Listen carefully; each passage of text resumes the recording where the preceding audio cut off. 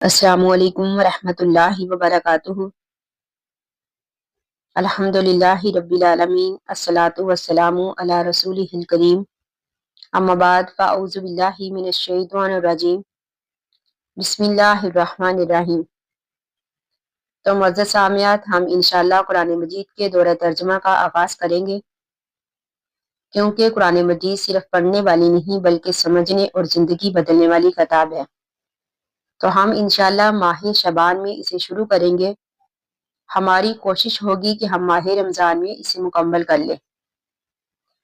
تو اسی لیے ہم قرآن مجید کی کچھ آیات کا صرف سادہ اور آسان الفاظ میں ترجمہ کریں گے، اور اسی کے ساتھ ساتھ اگر ہمیں کوئی مشکل لفظ لگے یا پھر اس لفظ کی سمجھ نہ آئے تو ہم اس کی مختصر تفسیر بھی کریں گے۔ تو اللہ تعالیٰ سے دعا ہے کہ اللہ تعالیٰ ہمارے دلوں کو قرآن کی روشنی سے منور کر دے، آمین، اور ہمیں اس قرآن کو پڑھنے، سمجھنے اور اس پر عمل کرنے کی توفیق دے، آمین ثم آمین۔ تو آئیے ہم شروع کرتے ہیں سورۃ الفاتحہ۔ سورۃ الفاتحہ جو ہے یہ مکی سورت ہے، اس کی 7 آیات اور 1 رکوع ہے۔ فاتحہ کے معنی آغاز اور ابتدا کے بھی ہیں، اس لیے اسے فاتحۃ الکتاب بھی کہا جاتا ہے، یعنی قرآن مجید کی ابتدا۔ اس کے اور بھی کئی نام احادیث سے ثابت ہیں، جیسے ام القرآن، صحاب المثانی، القرآن العظیم، الرقیہ۔ رقیہ کا معنی دم، جیسا کہ ایک صحابی نے ایک بچھو کے ڈسے ہوئے کو اس سے دم کیا تو اسے آرام آ گیا۔ تو آئیے ہم شروع کرتے ہیں۔ بسم اللہ الرحمن الرحیم، اللہ کے نام سے شروع کرتی ہوں جو کہ نہایت مہربان اور رحم کرنے والا ہے۔ الحمد للہ رب العالمین، الحمد تمام تعریفیں للہ اللہ کے لیے ہیں، رب العالمین جو کہ تمام جہانوں کا پالنے والا ہے، یعنی رب کا معنی ہر چیز کو پیدا کر کے اس کی ضروریات عطا کرنے والا صرف اللہ تعالیٰ کی ذات ہے۔ الحمد للہ رب العالمین، سب تعریفیں اللہ کے لیے ہیں جو کہ تمام جہانوں کا پالنے والا ہے۔ الرحمانی، بہت بخشش کرنے والا ہے، الرحیمی، مہربان ہے، یعنی رحمان اور رحیم یہ صفت کے صیغے ہیں جن میں مبالغہ موجود ہے۔ بعض علماء کہتے ہیں کہ رحمان جو ہے اس کا تعلق دنیا اور آخرت دونوں سے ہے، یعنی دنیا میں کافر اور مومن تمام اللہ تعالیٰ کی رحمت سے فائدہ اٹھاتے ہیں، لیکن رحیم کا تعلق صرف آخرت سے ہے، یعنی اللہ تعالیٰ قیامت والے دن صرف ایمان والوں کے لیے ہی رحیم ہوگا۔ مالکی، جو کہ مالک ہے یوم الدین، قیامت والے دن کا، یعنی جزا سزا کے دن کا مالک بھی صرف اللہ تعالیٰ ہے، یعنی اللہ تعالیٰ قیامت والے دن پوچھیں گے کہ آج کس کی بادشاہی ہے، تو پھر وہی جواب ملے گا للہ الواحد القہار، صرف ایک غالب اللہ کے لیے ہے۔ تو اسی لیے اللہ تعالیٰ نے فرمایا مالکی یوم الدین، جو کہ مالک ہے قیامت والے دن کا، ایاکا، خاص تیری ہی، نعبدو، ہم عبادت کرتے ہیں، وایاکا، اور خاص تجھ سے ہی، نستعین، ہم مدد مانگتے ہیں، یعنی اللہ تعالیٰ ہم تیری ہی عبادت کرتے ہیں اور تجھ سے ہی مدد چاہتے ہیں۔ اب یہ الفاظ جو ہیں یہ تمام شرک کو ختم کرتے ہیں، یعنی مدد مانگنا اور عبادت کرنا صرف اللہ تعالیٰ کا ہی حق ہے۔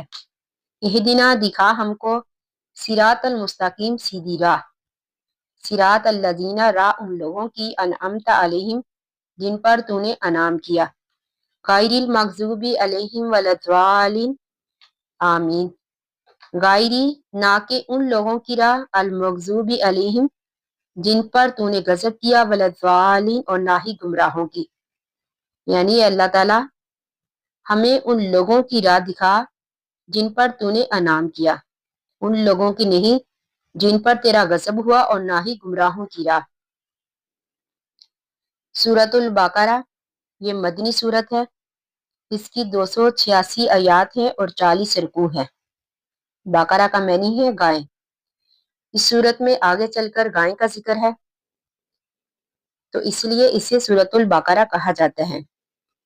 احادیث میں اس کی خاص فضیلت یہ بھی بیان کی گئی ہے کہ جس گھر میں یہ پڑھی جائے اس گھر سے شیطان بھاگ جاتا ہے۔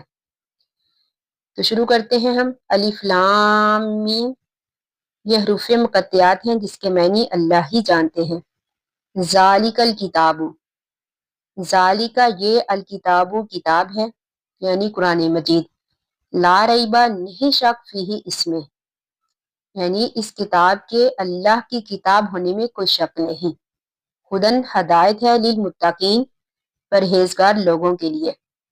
اب اس سے آگے اللہ تعالیٰ نے پرہیزگار لوگوں کی صفت بیان کی ہے۔ الذین، وہ لوگ، یؤمنون جو ایمان لاتے ہیں، بالغیبی غیب چیزوں پر۔ اب یہاں پر غیب چیزوں سے مراد وہ چیزیں جن کا ادراک عقل اور حواس سے ممکن نہیں، جیسے ذات باری تعالیٰ، جنت، دوزخ، ملائکہ، عذاب قبر وغیرہ۔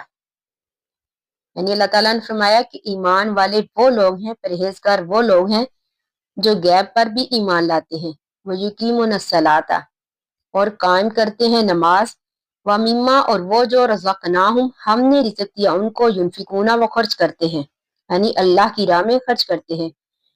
والذین اور وہ لوگ، یؤمنون جو ایمان لاتے ہیں، بما ان چیزوں پر، انزل علیک جو نازل کی گئی آپ کی طرف، یعنی اس سے مراد قرآن مجید، وما انزلہ اور جو نازل کی گئی من قبل کا آپ سے پہلے، وبالآخرات اور آخرت پر، ہم یوقنون وہ یقین رکھتے ہیں، یعنی اس سے پہلے مراد تورات اور انجیل وغیرہ، یعنی ان کا اس بات پر یقین ہے کہ وہ کتابیں بھی اللہ کی طرف سے نازل تھی، لیکن ایمان اور یقین اب صرف قرآن مجید پر ہی ہوگا۔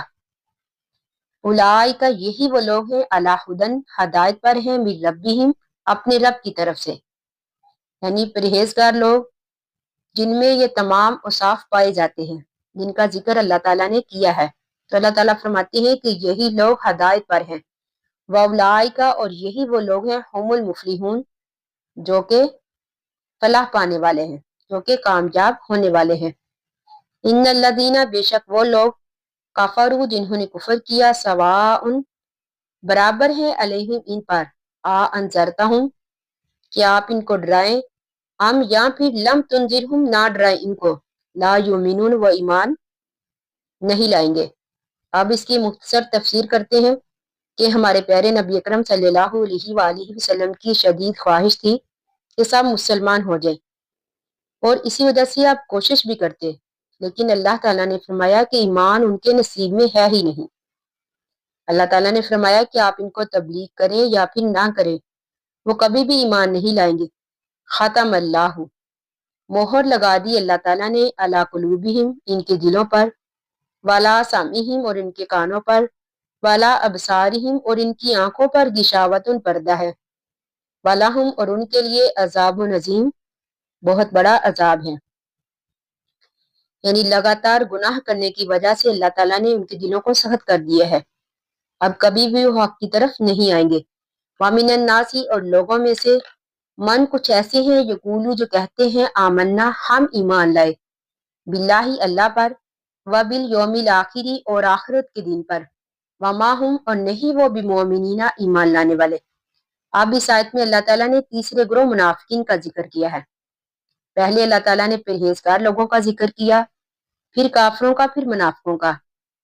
اللہ تعالیٰ فرماتے ہیں، یخادعون وہ دھوکہ دیتے ہیں، اللہ کو، والذین اور ان لوگوں کو، آمنوا جو ایمان لائے، وما یخدعون نہیں وہ دھوکہ دیتے، الا انفسہم مگر اپنی ہی جانوں کو، وما یشعرون اور نہیں وہ اس بات کا شعور رکھتے، فی قلوبہم ان کے دلوں میں، مرض بیماری ہے، یعنی نفاق کی، منافقت کی، فزادہم پس زیادہ کر دیا ان کو اللہ تعالیٰ نے مرضاً بیماری میں، ولہم اور ان کے لیے عذاب علیم دردناک عذاب ہے، بما اس وجہ سے کانو تھے وہ یکذبون جھوٹ بولتے، یعنی ان کے جھوٹ بولنے کی وجہ سے اللہ تعالیٰ نے فرمایا کہ ان کے لیے دردناک عذاب ہے۔